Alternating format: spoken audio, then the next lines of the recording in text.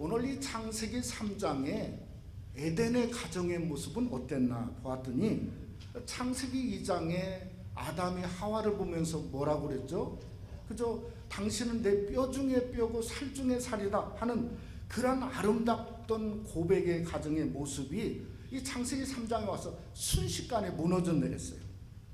첫 번째는 뭔가? 일터인 에덴 동산에서 쫓겨났어요. 두 번째, 소망이 없어요. 절망만 있습니다. 하나님의 낯을 피하여 숨게 되는 모습이 성경에 그대로 드러내고 있죠. 그러면 사랑은 있었는가?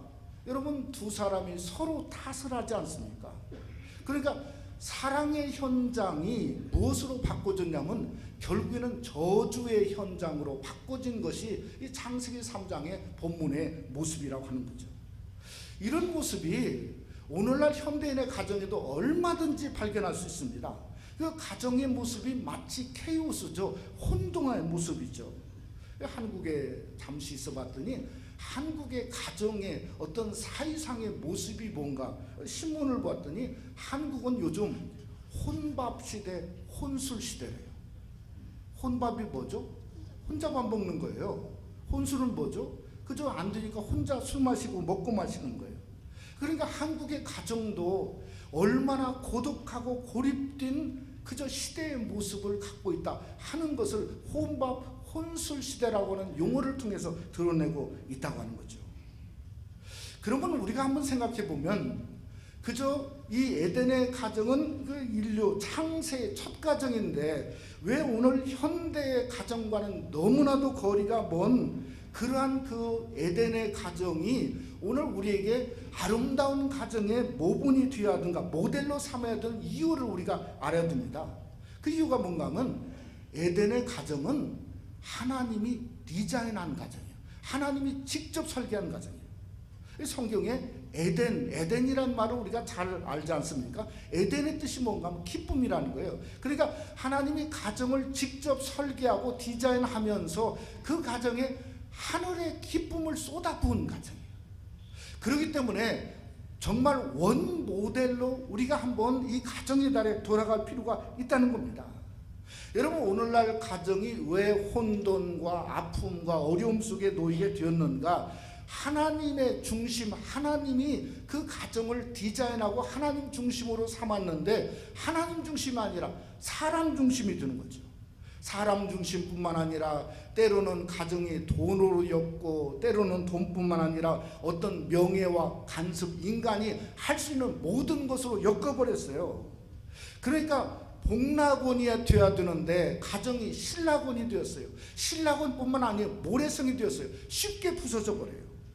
또 모래성뿐만 아니라 얼음성이 되었어요. 마치 서로 부부가 아무 얘기도 않고 그냥 오랫동안 살 수 있는 그런 가정도 있단 말이에요. 또 가정이라고 하는 프라이버시지 않습니까? 그러니까 어떤 사람도 다치지 말라는 거예요. 내 가정의 문제인데. 그러니까 그저 뭐죠? 누구도 다가갈 수 없는 철옹성으로 가정이 변하고 있는 것이 오늘날 현대 모습이에요. 여러분, 예레미야 31장 1절에 보니까 하나님이 이렇게 말했어요. 나 여호와가 말하노라. 그때 내가 이스라엘의 모든 가족의 하나님이 되고 그들은 내 백성이 되리라. 하나님이 분명히 말했어요. 저와 여러분 모든 가족의 하나님이 누군가? 바로 우리가 믿는 여호와 만군의 하나님이시라는 거예요. 여러분, 하나님의 교회도 마찬가지입니다. 하나님의 교회도 우리가 주님 이름 안에서 영적인 가족이고 한 공동체라고 하는 겁니다.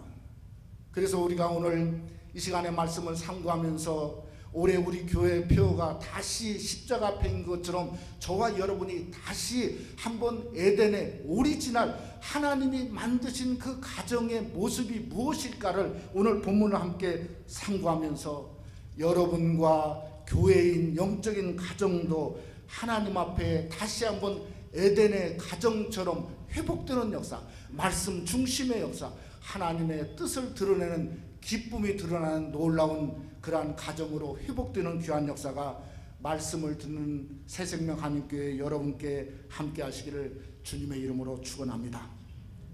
첫째로 에덴의 가정은 하나님의 말씀으로 이룬 가정이었습니다. 제가 캄보디아 푸놈펜에서 있던 그 금요일 날 임장로님한테 좀 얘기를 해가지고 한 곳을 좀 가보고 싶은 곳이 있었습니다. 그게 뭔가 하면 가보고 싶은 곳이 어디냐면 뚜앵슬랭 추모 박물관이에요. 박물관이니까 우리가 생각할 때 보통 고궁이다 이렇게 생각을 하겠지만은 전혀 다른 곳이에요. 이 뚜앵슬랭 추모 박물관은 어떤 데냐면 크메르 누주 정권 때 수십만 명을 학살하지 않았습니까? 근데 그것을 고문했던 여학교에 그 학교가 이제 박물관이 되었더라고요. 그 현지에서만 그 자리에서만 2만 명을 고문했어요. 살아남는 사람은 12명이 있어요. 12명. 사진들이 얼마나 많은지 죽은 사람 사진, 고문의 그 모습들을 다 이렇게 그리고 했는데 이 사람들이 그 한 방에 막 수십 명, 수백 명 집어넣는데 전부 다 다리와 다리를 묶고 머리와 머리를 묶어서 그 더운 여름철에 고문하고 학살하고 죽였어요. 자살하려고 하면 자살도 정부의 허가가 있어야 돼요. 자살은 못해요. 그러니까 그저 때리고 피가 흘리면 그 상처를 썩지 말라고 뭘 뿌렸냐면요, 소금물을 뿌렸어요. 상처에다가 소금물을. 제가 이 몇 층 되는 건물을 돌아다 보는데 무슨 생각이 드냐면 인간이 이렇게도 악한 존재인가. 그런데 이 3층 그 현지에 가서 보니까 비디오로 상영하는데 임장로님 뭐 저하고 이제 그 비디오 상영관을 보는데 제가 한참 어느 분이 나와서 얘기를 하는데 이 착한 어디 무슨 이게 사람 같아요. 근데 이게 그 캄보디아 말로 얘기하고 밑에 영어 자막을 보는데 정말 깜짝 놀랐어요. 왜 깜짝 놀랐냐면 그 사람이 보기에 진짜 선한 사람처럼 보여요. 그런데 그 사람이 수천 명을 정말 그렇게 매질하고 학살하고 고문을 자행했던 그 사람의 모습이 하나도 살인마 같지 않고요, 진짜 선한 선생 같아요. 제가 나오면서 방명록에 뭘 쓰라고 해서 이렇게 썼습니다. 이것이 캄보디아에 예수 그리스도가 있어야 하는 이유입니다. 그리고 한 장이 크게 썼어요. 네? 오늘 1절 말씀을 보니까 이렇게 말했어요. 그런데 뱀은 여호와 하나님이 지으신 중에 가장 간교하니라.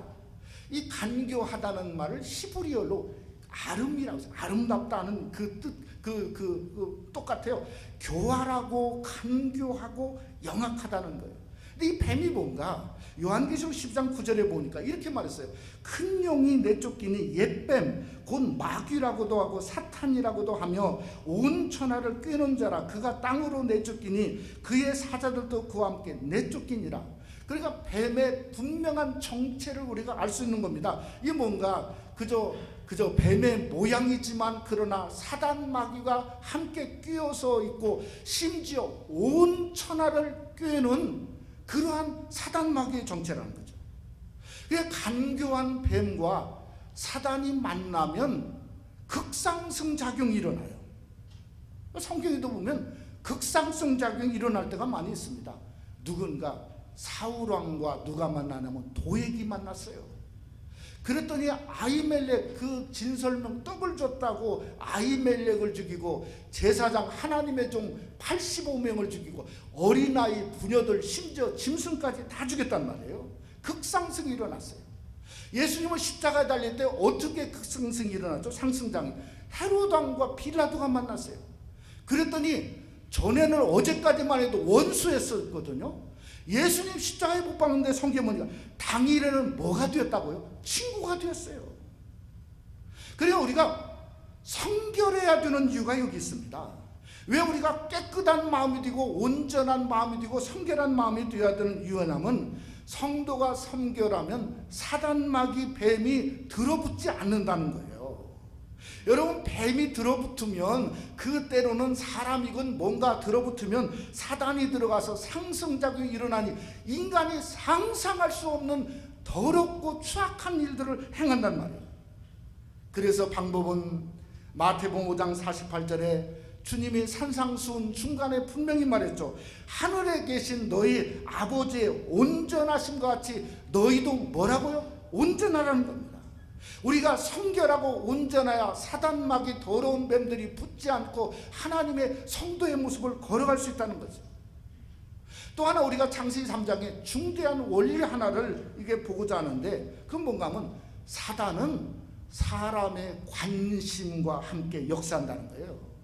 오늘 뱀이 하와에게 달라붙었을 때 저는 하와가 적어도 기본적인 생각은 뭐야 되냐면, 기본적인 생각은 뱀이 달라붙어서 속삭일 때 자기 남편을 찾아야 되는 게 그게 기본적인 생각이에요. 여러분, 그 당시에 에덴 동산에 누가 있었죠? 사람은 단 두 사람밖에 없었어요. 그죠? 하나는 하와였고 하나는 뭐죠? 아담이었어요. 그러니까 뱀이 달라붙고 뭔가를 유혹하는 것 같았을 때 그죠? 내 남편은 어디나 내 남편을 찾아야 되는데, 오늘 본문에 보니까 자기 남편을 찾는 게 아니라 하와의 진짜 관심이 뭔가를 성경에 드러내고 있습니다. 그게 선악과였다는 거죠. 여러분, 뱀이 정말 그 동산 중앙에 있는 선악의 열매에 관해서 말하지 않았습니다. 누가 말했죠? 하와가 스스로 말했어요. 오늘 3절에 보니까 스스로도 이렇게 말했어요. 먹지도 말고 만지지도 말라. 하나님이 그랬다는 거예요. 천만의 말씀에 새빨간 거짓말입니다. 여러분, 하나님이 먹지도 말고 만지지도 말라. 근데 여기에 보면 먹지 말라고 하는 악칼은 이게 무슨 말이냐면 안 먹으면 죽을 것 같은 상태예요. 그러니까 선악과만 생각하고 있는 거예요. 저거 내가 안 먹으면 악칼 죽을 것 같은 상태예요. 심지어 만지도 말라. 하나님이 그런 말 한 적이 없죠. 만지도 말라는 낙하라고 하는 말은 무슨 말이냐면 성적인 터치예요. 그저 성적인 쾌락 같은 그런 단어라고요. 그러니까 사단에게 이 하와가 자기 속에 있는 속마음을 전부 다 드러낸 겁니다. 그러니 사단의 밥이 될 수밖에 없었다는 거예요. 제가 얼마 전에 열왕기상 13장을 보면서 깨달은 게 그겁니다. 거기 뭐 하나님의 사람이 나옵니다. 하나님의 사람이 어디서 나오냐면 거기 여로보암 왕이 그저 금송아지를 만들고 제단에 가서 섬기는데 하나님의 그 사람이 거기에 등장을 합니다. 그래가지고 하나님의 놀라운 메시지를 전하죠. 또 제단을 쪼개서 재가 쏟아져 나오게 합니다. 그랬더니 여로보암이 금송아지를 섬기다가 뿔따고 난 거죠. 그래서 저놈 붙잡으라. 근데 말 끝나자마자 그 말을 했던 여로보암이 완전 스트로크를 맞아서 손을 쓸 수가 없어요. 고쳐달라고 하니까 하나님의 사람이 고쳐줬어요. 그런데 그 놀라운 하나님의 사람이 끝이 안 좋았어요. 이유가 뭘까? 관심이 다른 데 있어요. 관심이 뭔가 하면 하나님이 거기까지 보내면서 이런 말을 했어요. 너는 네 사명 끝날 때까지 떡도 먹지 말고 물도 마시지 말고 누가 말하면 그냥 돌아오라는 거예요. 근데 왕이 자기가 병을 고쳐놨으니까 뭐가 예물을 준다는데 나 예물 안 받겠습니다. 그러면 되잖아요. 아니 거기에 떡은 뭐고 물은 뭐예요? 하나님이 떡도 먹지 말고 물도 그 얘기를 왕에게 얘기하네요. 그래서 또 나왔어요. 그러다가 늙은 선지자가 지나가다가 늙은 선지자를 만납니다. 아니 그에게도 아무 선지자가 물어보지도 않았는데 자기가 뭐라는 하나님이 자기한테 떡도 먹지 말고 물도 마시지 말라 이렇게 말했다는 거예요. 결국은 그것 때문에 미혹당하고 떡을 먹고 물을 마셨다가 나중에 사자에게 죽고 말지 않습니까? 무엇을 말하죠? 관심이요, 관심. 하와나 하나님의 선지자나 똑같습니다. 육적인 관심 거기에 미혹되고 빠져있는 거예요. 그러니까 저와 여러분이 되돌릴 수 있어야 됩니다. 우리는 어떻게든 하나님 한 분만을 생각하고 하나님 한 분만을 만족하는 영적인 가정으로 여러분의 가정이 되돌릴 수 있어야 돼요. 그래서 에덴의 가정은 하나님의 말씀으로 이룬 가정이라는 거예요. 창세기 2장의 24절 25절에 하나님이 이렇게 말했어요. 이러므로 남자가 그 부모를 떠나 아내와 합하여 둘이 한 몸을 이룰지어다. 아담과 그 아내 두 사람이 벌거벗었으나 부끄러워하지 아니하여. 하나님의 가정을 이루기 위해서 주신 가장 위대한 하나님의 말씀이에요. 뭔가 너의 가정이 한 몸 되라는 거예요. 하나, 한 생각, 한 뜻, 한 마음을 가지라는 거예요. 그리고 벌거벗었으나 부끄럽지 않다. 치욕적인 세상의 더러운 것들을 행하지 않고 부끄럽지 않은 가정이 되라는 겁니다. 그러니 우리가 여러분과 저의 가정이 하나님 말씀 앞에 다시 서는 가정의 달이 되시기를 주님의 이름으로 축원합니다. 우리가 하나님 말씀 앞에 우리 가정을 세울 수 있어야 돼요. 우리의 더러운 육을 드러내면 뱀이 달라붙습니다. 사단과 함께 역사합니다. 사람이 그저 역사하게 되면 그 속에 빠지지 않습니까? 썩을 것을 거둘 수밖에 없다고 성경은 말씀하고 있다는 겁니다. 그러기에 저와 여러분의 삶 속에 오직 말씀 앞에 가정이 서고 부부가 서고, 그래서 말씀이 여러분을 세우고 말씀이 여러분을 붙들고 그 말씀 속에서 진정한 에덴의 기쁨을 다시 한번 경험하는 귀한 역사가 가정의 달에 여러분에게 함께 하시기를 주님의 이름으로 축원합니다. 두 번째로 에덴의 가정은 하나님이 부르시는 가정이었습니다. 아프리카에 나이제리아라고 하는 그런 나라가 있는데, 이번 달에 참 믿을 수 없는 일이 제가 이렇게 기독교 웹사이트를 보다가 일어났어요. 이 나이제리아는 여러분이 아마 들어보셨을 겁니다. 보코하람이라고 이 무슬림 근본 단체들이 있어가지고 학교에 여학생들을 막 수백 명을 갖다 가둬가지고 그저 나쁜 짓을 하고 막 그 무슬림으로 개종시키는 그러한 단체가 이 나이제리아 보코하람이라고 있고요. 그보다도 더 잔악한 단체, 무슬림 단체가 있는데 이름이 뭔가 폴라리 목자들이에요. 그러니까 이 양들을 치는 그런 이 폴라리 지역의 목자들, 진짜 잔악해요. 작년 4월에 이 사람들이 뭐냐면 크리스찬들 500명을 한꺼번에 죽였어요. 500명을. 예? 그래가지고 그냥 한꺼번에, 예? 정말 잔악한 그런 이 사람들인데, 이게 그 영국에서 나오는 크리스찬 투데이가 이번 달에 발표를 했는데 뭐라겠냐면, 이번 달에 400명이나 되는 폴라리 목자들이 전부 기독교로 개종했대요. 제가 참 막 계속 찾아봤어요. 도대체 무슨 일이 그 안에 일어났는지 알 길이 없어요. 믿을 수가 없어요. 근데 제가 어디를 보며 믿게 됐냐면 오늘 본문을 준비하다 믿게 됐어요. 창세기 3장을 보면 믿을 수밖에 없어요. 어떤 일이 일어났죠? 하나님이 선악과를 먹으면 네가 정령 죽을 거라고 그랬습니다. 그러니 먹었잖아요. 하나님의 낯을 피하여서 그저 숨고 무화과 나무 잎으로 가렸습니다. 그런데 그들이 살려고 하나님을 찾아간 게 성경에 보니까 아니었어요. 오늘 성경에 보니까 누가 찾아왔죠? 하나님이 범죄한 아담과 하와를 먼저 찾아오셨다는 거죠.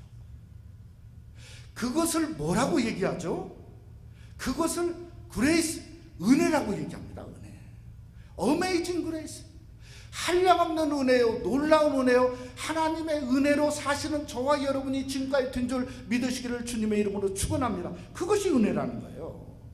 그 은혜의 말씀이 오늘 9절에 보니까 뭐라겠냐면, 여호와 하나님이 아담을 부르시며 그에게 이르시되 내가 어디 있느냐. 그러니까 아담을 부르셨으니까 한 번만 불렀겠습니까? 아담아, 아담아. 숨어있는 아담을 향해서 아담아, 아담아, where are you? 너 정말 어디 있냐? 하나님 부르신 거예요. 근데 부르셨다는 말이 히브리어로 카라라고 합니다. 카라, 불렀다. 저는 이 카라를 생각하면서 창세기 1장에도 불렀다는 말이 있고 2장도 불렀다는 말이 있고 3장도 불렀다는 말이 있고, 근데 이게 1장, 2장, 3장의 카라가 똑같다고 생각합니다. 1장에는 어떻게 불렀냐면 빛을 낮이라 불렀어요. 어두움을 밤이라 불렀어요. 그런데 하나님이 그냥 빛이 있으니까 낮 이렇게 불렀을까요? 낮 이렇게 했을 거예요. 어둠은 밤이라 했을 거예요. 2장에는 뭐가 카라가 나오냐면 짐승들을 아담에게 데리고 왔어요. 이름을 짓고 이름을 아담이 불렀어요. 그런데 사자가 왔다고 한번 생각해 보세요. 그러면 막 큰 소리로 사자다 네 이름 이렇게 불렀을까요? 쓰다듬으면서 네 이름은 사자야 이렇게 부르니까 안 물렸잖아요. 생각해 보세요. 3장의 부르심도 똑같습니다. 아담이 죄를 졌으니 너는 내가 죽일 거다. 그저 하나님이 칼을 들고 찾아온 것도 아니고 너 그 꼴 정말 더 잘 됐구나. 하나님이 막 부르신 게 아니고 사람은요 그렇게 변하지 않더라고요. 사람은 무엇으로 변하죠? 사랑으로 변한다고요. 여러분 어떻게 하나님이 불렀을까? 찬송가 90장처럼 부른 것 같아요. 찬송가 9장 가사를 보니까 이런 가사가 있어요. 주 예수 내가 알기 전 날 먼저 사랑했네. 그 크신 사랑 나타나 내 영혼 거듭났네. 주 내 마음에 늘 계시고 나 주의 안에 있어. 저 포도비유 같으니 참 좋은 나의 친구. 아무리 죄를 범했지만 하나님이 아담을 부를 때 참 좋은 친구처럼, 참 좋은 친구처럼 내가 네 육의 약함을 안다. 하나님이 그렇게 아담아 한담아 부르고 있는 것이 구절의 말씀인 줄 믿으시기를 주님의 이름으로 축원합니다. 여러분 택함도 마찬가지예요. 요한복음 15장 16절에 보니까 택함도 이렇게 말했어요. 너희가 나를 택한 것이 아니라 내가 너희를 택하여 세웠나니 이는 너희로 가서 열매를 맺게 하고 또 너희 열매가 항상 있게 하여 내 이름으로 아버지께 무엇을 구하든지 다 받게 하려 함이라. 믿습니까? 하나님이 우리를 택한 거죠. 하나님이 열매를 맺게 하고 예수 그리스도 이름으로 무엇을 구하든지 다 얻게 하려고 하나님이 택하셨고 에덴의 가정을 주셨고 하나님이 부르셨고 하나님이 우리에게 예수 그리스도를 줬다고 하는 것이 우리에게 믿음으로 올 수 있기를 주님의 이름으로 축원합니다. 그러니까 부르심은 재판장의 목소리가 아니에요. 심판장의 목소리도 아닙니다. 무슨 주인이 그저 피조물을 부르는 목소리도 아닙니다. 어떤 목소리인가? 누가복음 15장에 탕자를 기다리고 탕자를 얼싸안고 우시면서 아들아 우는 아버지의 목소리예요. 잃어버린 한 마리 양을 그저 바라보며 부르시는 선한 목자의 음성이 바로 여기에 있다는 거예요.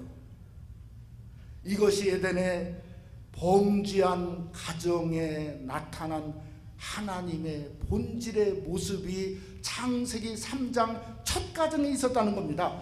그러니 그 하나님은 지금까지도 뭔가 변치 아니하세요. 믿습니까?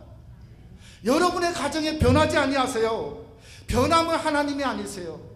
여러분 한두 번 죄를 범한 사람이 우리 중에 범치 않은 사람 누가 있습니까? 그저 한두 번 죄악 때문에 하나님은 죄악을 우리 변치 않으십니다. 아니 어떤 죄악도 우리가 예수 믿으면 하나님은 변치 않으니까 믿음으로 천국 가는 줄을 믿으시기를 주님의 이름으로 축원합니다. 그러게 아담아 아담아 내가 어디 있느냐는 내 가정에 드려야 될 하나님의 음성입니다. 내 가정을 부르시는 하나님의 은혜와 사랑이 그곳에 있는 겁니다. 우리가 창세기 3장의 아담처럼 내가 하나님 앞에 하나님 내가 범죄했습니다. 내가 부끄럽습니다. 내가 벗었습니다. 하나님밖에 없습니다. 하나님 나를 입혀주세요. 불쌍히 해주세요. 이렇게 하나님 앞에 나아갈 수 있어야 됩니다. 그것이 저는 믿음이라고 생각합니다. 믿음은 하나님이 부를 때 나아가는 성도의 모습입니다. 그러니 여러분의 신앙도 있지만 여러분의 가정에 믿음이 있잖아요. 가정의 믿음이 가정이 함께 하나님 부름 앞에 나가야 되는 거죠. 그래서 힘들고 어렵지만 가정 예배를 시작하시기를 주님의 이름으로 부탁합니다. 혼자도 가정입니다. 그 가정에 혼자라도 예배하면서 나가기를 원합니다. 저는 가정에 믿음이 있는 게 아니라 교회도 믿음이 있다고 생각합니다. 새생명 한인교회 믿음이 크는 건 뭔가? 예배입니다. 하나님께 나아가고 부족하지만 하나님께 나아가고 나아갈 때 가정이 복된 가정이요 하나님이 함께하는 가정이요 하나님의 역사가 같이 하는 가정이요 에덴의 하늘의 기쁨을 회복하는 교회와 가정이 되어지기를 주님의 이름으로 축원합니다. 말씀을 마치고자 합니다.